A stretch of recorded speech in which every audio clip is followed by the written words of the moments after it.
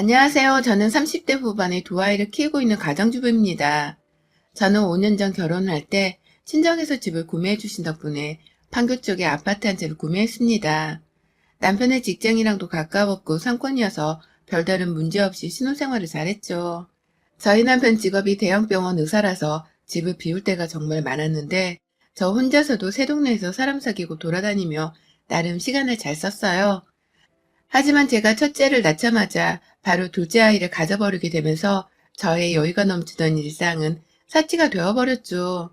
졸지에 두 아이의 엄마가 된 사실은 충분히 저와 남편을 벅차고 행복하게 만들어주었지만 진짜로 정신이 하나도 없더라고요. 남편은 의사라 허구한 날 집을 비우는데 저는 혼자서 첫째 아이를 키우고 둘째 임신 태교를 하며 시간을 보내다 보니 하루가 눈 깜짝할 사이에 끝이 나곤 했습니다. 그나마 강남에 살고 계시던 저희 친정 부모님께서 자주 신혼집으로 찾아오셔서는 저를 데리고 맛있는 식당도 데려가 주시거나 태교에 도움이 되려고 옆에서 이것저것 많은 것들을 챙겨주셨어요. 저 혼자 남편 없이 돌아다니며 아기용품을 사는 게 안쓰러워 보인다며 같이 백화점에 가 쇼핑을 하기도 하셨고요. 가까이에 딸이 살고 있다는 이유만으로 집을 사준 것으로도 모자라 저희 부모님이 돈을 정말 많이 쓰셨습니다. 어떻게든 아쉬움이 없게 하기 위해 절 생각해 애써주신 것이었죠. 하지만 이런 저희 친정 부모님과는 달리 시부모님은 참 조용하시더라고요. 첫째 아이를 가지고 낳을 적에도 임신하고 출산한 저한테 그 흔한 꽃다발 한 번을 사주지 않으셨던 시부모님이셨어요. 둘째도 역시나 임신을 했건 출산 날짜가 다가오건 신경 한 번을 쓰지 않으시는 듯 연락이 없으시더라고요. 오죽했음 저희 부모님께서 시댁전화를 다 기다렸을 만큼 말입니다. 눈에 보여지는 시댁과의 관계가 이리도 멀어서인지 저희 부모님이 유독 제 걱정을 많이 하셨어요. 사돈 어른도 정말 너무한 거 아니야? 결혼하던 때에만 하더라도 우리가 집해주고 네 남편 차까지 새 걸로 바꿔줬다며 그렇게 결혼해서 고맙다고 넙죽넙죽 절을 하더니만 어떻게 손주들 낳는데 그 흔한 떡 하나도 안 들고 오니. 의사 남편 뒷바라지하며 혼자 애 키우느라 쓸쓸하고 뻔히 아실 텐데도 연락 한 번 없고 둘째 가진 걸 알고 있긴 한 거지. 라면서 시어머니를 향해 친정엄마가 화를 쏟아낸 적도 있으셨고요. 그런 말을 들을 때면 저도 속상했지만 참았습니다. 그래도 지나치게 간섭하며 전화질을 해서 저랑 싸우는 것보단 오히려 무관심으로 일관하며 덜 싸우는 지금이 훨 낫다고 생각을 했으니까요. 그랬던 저는 둘째까지 무사히 순산을 했고 혼자서 친정 부모님의 도움을 받아가면서 애들을 열심히 키워대다가 올 초에 살고 있던 판교를 떠나게 되었습니다. 그리고는 시부모님이 살고 계시는 그 옆 경기도 지역으로 이사를 오게 되었는데요. 그것도 무려 시부모님의 집 바로 아래층 아파트로 이사를 와버렸답니다. 갑작스럽게 결정한 것은 아니었어요. 둘째를 낳고 나서 얼마 지나지 않아 시부모님이 운전을 못하시는 바람에 쉽사리 제 아이들을 보러 오실 수가 없다며 불평을 한껏 늘어놓으시더라고요. 첫째는 딸이었고 둘째는 아들이었는데 아들 손자가 태어나는 것이 너무 신기해 죽겠어서 한번 가보려 하다가도 거리가 멀고 피곤해서 갈 수가 없다며 속상해 하셨어요. 그러니 저도 시부모님 마음이 신경이 쓰여서 다른 것들은 생각하지 못한 채 직접 차를 몰고서는 시부모님 댁으로 놀러를 가곤 했습니다. 아이들도 시부모님을 만나며 사랑을 받으니 마냥 좋아라 했고요. 시부모님도 너무 기다렸다는 듯이 지극정성으로 아이들을 돌봐주시니 저 또한 기분이 남다르더라고요. 친정 부모님만큼 아이들을 예뻐라 해주시는 시부모님이 그간 겨우 차 한 대가 없다는 이유로 아이들을 보러 오시지 못하셨다는 생각이 들어서 남편에게도 아쉬움을 토로했습니다. 시부모님께 이제라도 차를 사드려야 할지 아니면 교통수단으로 기사님이 있는 렌트 차량이라도 대접을 해드려야 하는지 뭐 별의별 서비스를 다 생각해보며 제 딴에 예쁨 받는 며느리가 되어보고자 신경을 썼어요. 그러다 결국 시부모님의 집 아래층 매물이 나왔다는 것을 시어머니의 입을 통해 전해 듣게 되었습니다. 우리 집 아래층에 매물이 나왔는데 한번 봐볼려? 매일 애들을 보면 내가 다 키워주고 보살필 수 있는데 라고 제게 지그시 물어보시더라고요. 처음에는 그 소리가 자기 아랫집으로 이사를 오라 하는 소리인가 싶어서 상당히 혼란스러웠습니다. 아무리 제 아이들을 돌봐주시고 또 저의 결혼 생활에 아무런 간섭을 하고 살지 않는 분이시라 하더라도 제게는 시부모님이셨기에 불편함이 있었거든요. 바로 위아래층에 딱 붙어 살면 언젠가 분명 갈등이 생길 만한 상황이 나타날 수 있다고 생각했어요. 그래서 최대한 대답을 하지 않은 채 요즘 같은 세상에 집 팔고 사는 사람이 있네요. 라며 딴 말로 돌렸죠. 하지만 그러고 나서 생각을 해보니 나쁠 것이 없더군요. 저는 이미 예전부터 제 육아를 많이 도와주시는 친정 부모님 댁 가까이에서 살아보고 싶은 마음이 컸거든요. 그래서 실제로 강남 매물을 여러 개 알아봤었는데 그때마다 집값이 너무할 정도로 높은 바람에 아쉬웠는데 차라리 시댁 가까이에 사는 곳도 나쁘지 않겠다는 생각을 해버렸죠. 시어머니가 저에 대해 간섭을 하는 스타일도 아니셨는데 나 대신 아이들을 돌봐주시려 하신다면 나 또한 개인적으로 보낼 수 있는 시간이 많아질 것이니 말입니다. 저도 차가 있으니 얼마든지 부모님과 친구들 사는 강남까지도 단시간에 이동이 가능할 거라 생각을 했어요. 그래서 남편에게 시어머니 댁 아래층으로 이사를 가는 건 어때? 라며 말을 했고 의외로 남편이 아주 단시간에 그러자고 수긍을 한 바람에 정말 졸지에 얼떨결에 제가 나서서는 저희 가족들을 시댁 아랫집으로 모두 다 데리고 왔습니다. 남편은 오히려 자신이 일 때문에 집을 비울 때가 많은데 자기 어머니가 위층에 살고 있으면 저를 자주 보살펴주러 와서는 아이를 돌봐주는 것도 도와줄 것이라며 좋아라 했고요.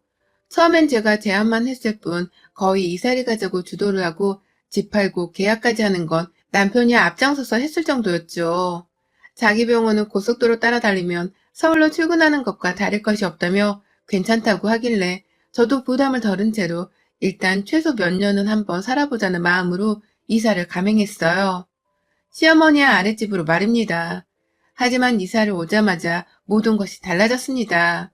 이삿날 당일까지도 제 아이들을 도맡아주면서 하루 종일 저희 부부가 이사하면 몰두할 수 있도록 배려를 해주셨고 남편과 다 같이 불러다가 밥까지 먹여주시며 살뜰하게 돌봐주신 저희 시어머니가 바로 그 다음날부터는 전혀 딴 사람이 되어버리시더라고요. 마치 제가 굳이 아이들을 맡기기 위해 그리고 아이들을 보여드리기 위해 시댁 아래층으로 이사를 올 필요가 없다는 듯이 말입니다. 남편이 출근한 날 시어머니는 아무 소리 소문 없이 감쪽같이 사라지셨고 아이들을 데리고 시댁에 올라가자 급기야 안에서 사람 소리가 들렸음에도 누구 하나 문을 열어주지 않으셨어요. 그러니 저도 더 기다리지는 않고 집으로 내려왔죠. 분명 아이들도 많이 봐주시겠다며 이삿날에도 남편과 제 손을 붙잡은 채로 와줘서 고맙다. 이제 정말 밥 안 먹어도 배부른 기분이야.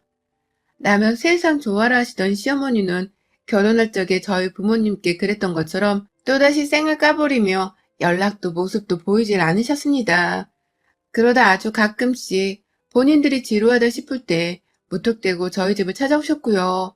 그러면 저는 아기를 데리고 낮잠을 자거나 살림을 하다 말고 시부모님을 집안에서 정신없이 멸셔야 했네요. 뭔가 단단히 이상하게 돌아가고 있음이 분명했습니다. 그런데 더 이상한 건 꼭 두세 박이 벌어졌어요. 이사하고 한 3주 정도 소음이 지속되었던 것 같아요. 남편이 출근을 해서 집을 비우고 있던 시간만 골라서 아주 집중적으로 말입니다.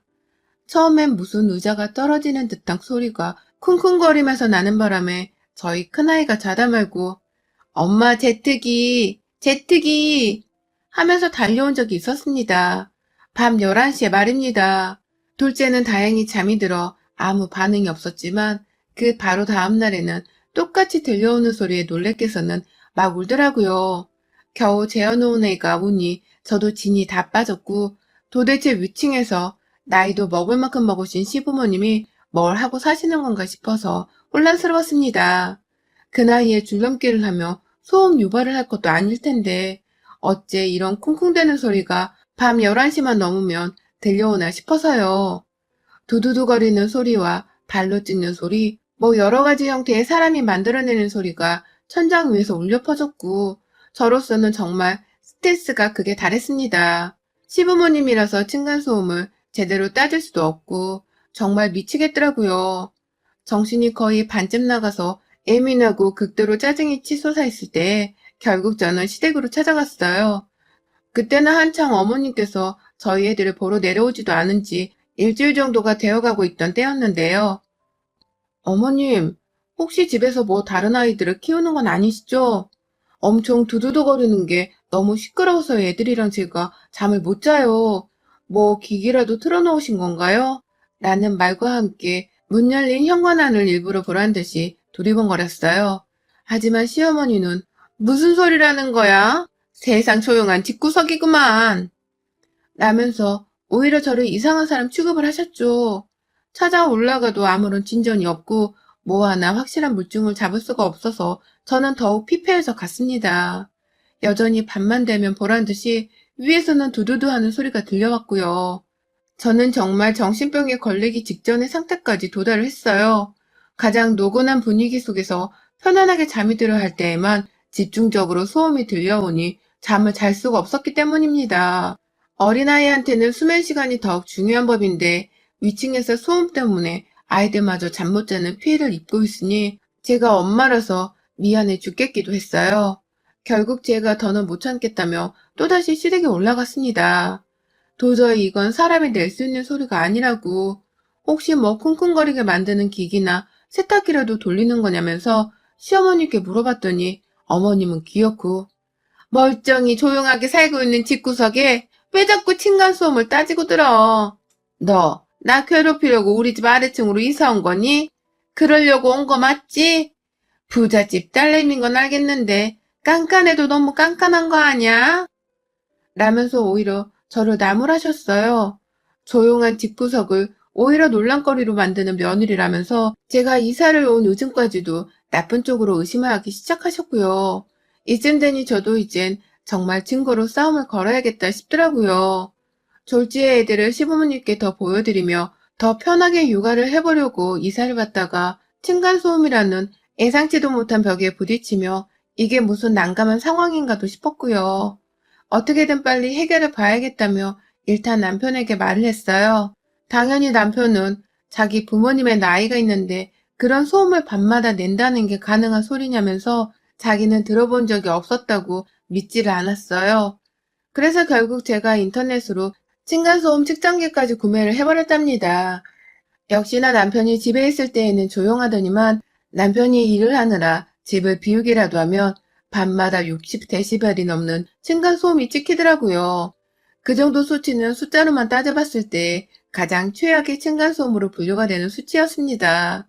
보통 평균치보다도 10에서 20 정도가 높은 수치라고 하더라고요. 결국 저는 이 수치가 찍히는 것까지 동영상으로 찍어서는 남편에게 보여줬어요. 그제서야 남편도 정확한 수치의 층간소음 정도가 파악이 된 건지 입을 다물지 못했고요. 이게 도대체 어떻게 된 일이냐며 위층에서 무슨 일이 일어나고 있는 것이냐면서 머리를 쥐어 싸맸죠. 결국 그날 바로 남편이 시댁으로 가더라고요. 어떻게든 단판을 지어볼 작정으로 말이죠. 그리고 나서 한참 후에야 내려온 남편은 제게 아무 소리를 하지 않은 채 오히려 이제 보니 바로 위층인 우리 부모님 집이 아니라 그 옆집인 거 보더라고. 층간소음도 대각선 방향으로 전달이 되는 거거든. 내가 혹시나 몰라 옆집도 다녀왔더니만 안에서 무슨 수리를 하나 보던데 조심해달라고 했으니까 이제는 별일 없을 거야. 라면서 시댁이 아닌 그 옆집이 문제였단 말을 했죠. 너무 궁금해서 무슨 소리를 했던 건지, 왜 한밤중에 했던 건지 속사포처럼 질문을 쏟아냈어요. 하지만 남편은 더 이상 말이 없었고, 그제서야 저도 조금은 진정이 된 채로 어떻게든 소음의 출처를 알게 되어 다행이라 여겼습니다. 그렇게 무사히 이 난관도 지나치는 듯 했고, 당장 시부모님께 사과의 말씀도 드려야겠다 싶었어요. 제가 함부로 층간소음 유발자라 오해를 한 상황이었으니까요.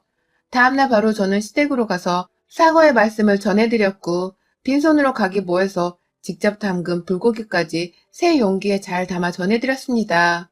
혹시 몰라 더 쓰시라며 평소 남편이 용돈을 보내드리고 있었음에도 불구하고 돈 100만 원을 넣어드렸고 오해해서 죄송하다며 연신 거듭 사과를 했죠.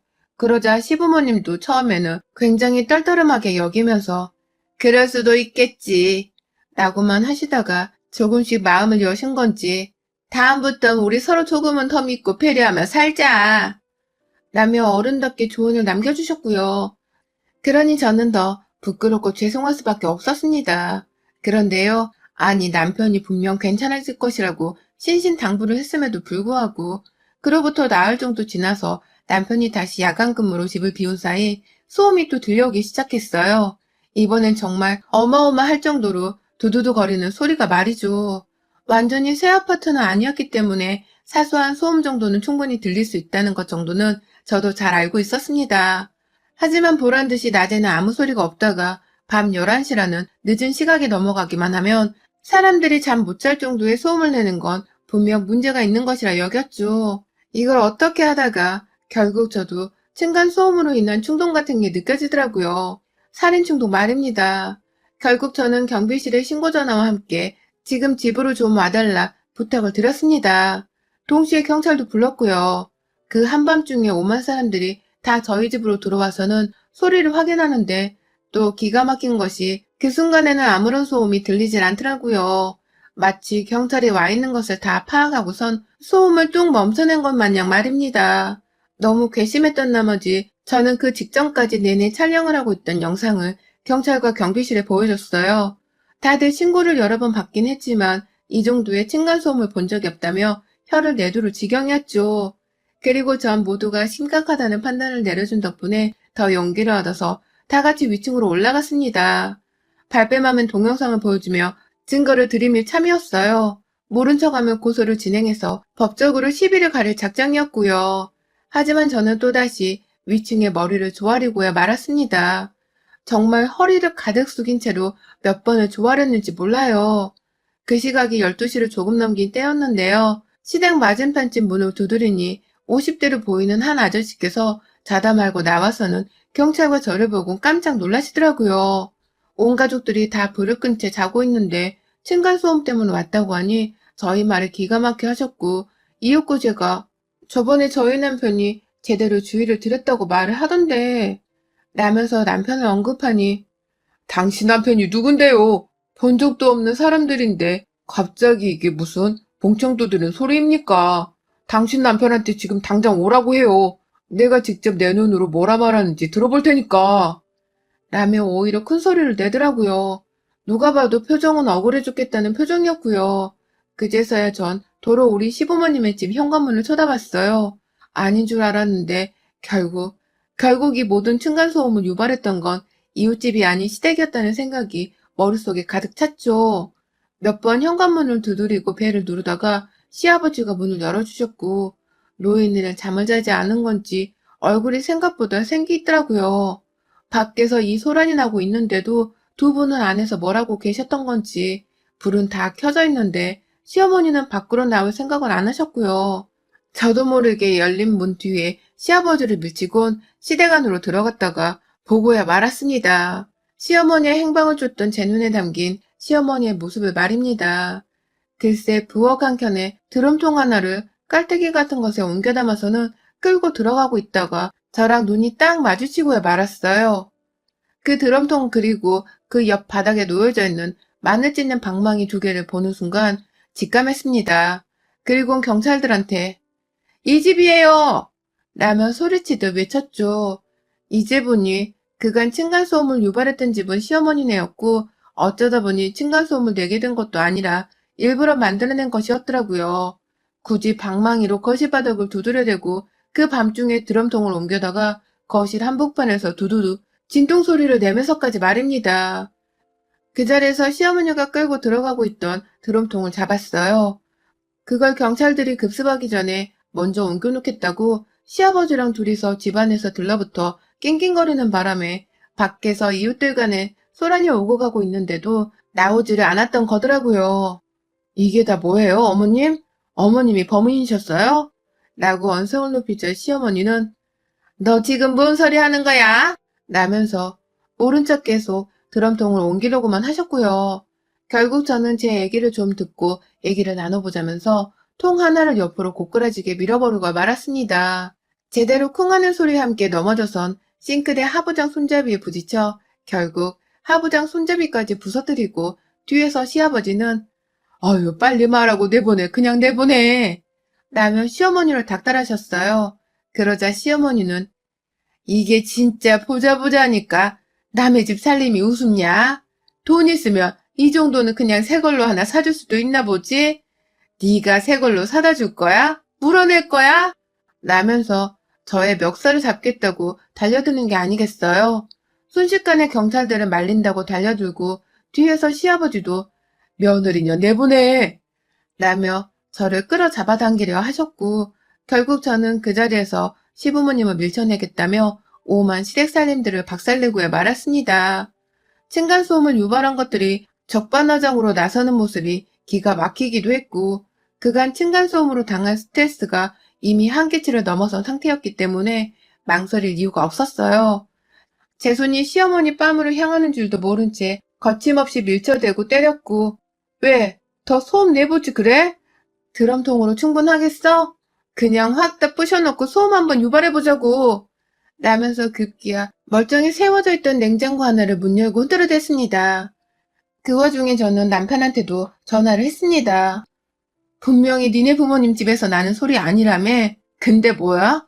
네 부모가 만든 층간소음 맞잖아. 지금 내가 니네 집 쑥대밭으로 만들고 있으니까 정리하고 싶으면 당장 튀어와. 이리고 보고 당장 튀어와서 이 사단 제대로 해결해. 알았어? 라며 집으로 바로 튀어올 것을 명령했죠. 어떻게 병원 일을 정리하고 집으로 뛰어온 남편은 여전히 제가 경찰에 만류에도 불구하고 집구석을 난장판으로 만들겠다며 오만 가전제품들을 망가뜨리는 것도 모자라 멀쩡한 TV면 냉장고를 발로 차며 딴동을 부리고 있으니 들어오자마자 무릎을 꿇더라고요. 그 순간 뒤에서 시부모가 네가 왜 꿇어? 라며 자기 아들을 말리려 했지만 남편은 오로지 제게 사과를 하며 용서를 구했습니다. 또 이럴 줄 몰랐어. 내가 진짜 제대로 말했는데. 라고 말이죠. 남편의 말을 들어보니 대충 상황은 이러했어요. 그날 남편은 층간소음을 확인하려 시댁에 왔다가 시부모님이 직접 만들어내는 소리라는 걸 저처럼 눈으로 목격했대요. 충격을 받아 엄청나게 화를 내고 경고를 했고 분명히 더 이상 그러지 않겠다는 약속까지 받아냈다고 했어요. 그리고는 저한테 괜히 죄 없는 이웃이 만든 소리라며 죄를 뒤집어 씌워서는 저와 시댁 간의 갈등을 최소화하고자 했고요. 그런 줄도 모르고 저는 직접 만든 음식에 돈 100만 원까지 용돈으로 쥐어주면서 오해해서 죄송하다고 연신 사과를 했었는데 시부모님은 그런 저를 다시 한번 엿먹이려고 소음을 유발했고 오히려 절 우습게 봤던 것이었습니다. 그리고 그 이유는 다름 아닌 제가 너무 잘나고 돈 많은 부잣집 집안의 딸내미여서 그랬다더군요. 네가 얼마나 의사 아들을 우습게 여기면 데려다 놓고 한 번을 내 집에 찾아오게를 하지 않았냐. 바쁜 내 아들을 기껏 의사로 키워놨더니만 며느리한테 홀라당 뺏겼네. 사돈한테 홀라당 뺏겼어. 라며 급기야 저희 친정까지 물고 늘어지는데 할 말이 없더라고요. 남편이 너무 바빠서 저희 부모님조차 남편의 얼굴을 제대로 보고 살지 못하고 계셨고 정작 부인인 저조차도 남편 없이 혼자 육아하고 살림하는 게 대부분이었는데 그런 저희한테 자기 외아들을 빼앗아 간 것들이라며 욕을 하는 시부모님이 제정신이 아니게 보였습니다. 자기 아들이 자신들한테 알아서 효도를 안 하는 걸 왜 나한테 탓하냐고요. 저도 나름 신경 쓴다며 애들을 데리고 자주 시댁을 찾아오는 정성을 보였는데도 말입니다. 이건 뭐 바라는 게 너무 많다 못해 얼굴에 철판을 까셨더라고요. 일부러 저를 괘씸히 여겨서 괴롭히고 싶었던 나머지 애를 돌봐주겠다며 저의 바람을 귀신같이 간파해서는 자기 집 아래로 이사오게 만든 시부모님의 치밀함이 저를 연신 놀라게 만들었어요. 자기 아들한테 피해가 갈까봐 주차장을 들락거리면서 남편의 차량이 없는 날에만 골라서 층간소음을 유발하는 것도 정말 소름이 돋았어요. 결국 저는 더 이상 이 집에서 살 수가 없다며 남편에게 이혼하든 니네 부모님을 이사 보내든 둘 중 하나라도 하라고 했습니다. 그도 아님 내가 또 이 애들을 이끌고서 얼마 전에 끝낸 이사 준비를 또 해야 하는 거냐면서 짜증나 죽겠다고 몸부림을 치며 집구석에서 발악을 하니 남편은 허겁지겁 당연히 우리 부모님이 나가야지. 내가 당장 알아볼게. 라며 저를 진정시켰어요. 시부모님께는 급기야 이제 자식이고 뭐고 없는 듯 사셔야 할 거예요. 이게 무슨 개쪽이냐고. 내가 얼마나 조용히 이 일을 넘어가게 하려고 모른 척 하려 했는데 이게 뭐야. 어머니 아버지 당장 이사 안 나가시면 그나마 드리고 있던 용돈도 이제 더는 없어요. 자식한테 섭섭하다 하셔도 저 이제 상관 안 합니다. 내 가정 망가뜨리면서까지 어머니 아버지 진상을 이해할 마음은 추워도 없어요. 라면서 칼같이 시부모의 이사를 요구했고요. 참 돈이란 게 뭔지 결국 시부모님은 그 용돈 한번 계속 받아보겠다면서 이사를 나가시더라고요. 그것도 저희 윗집에서 보란 듯이 바로 옆에 붙어 있는 동으로 말입니다. 결국 지금 저희 가족들은 다시금 이사를 나갈 준비를 하고 있습니다.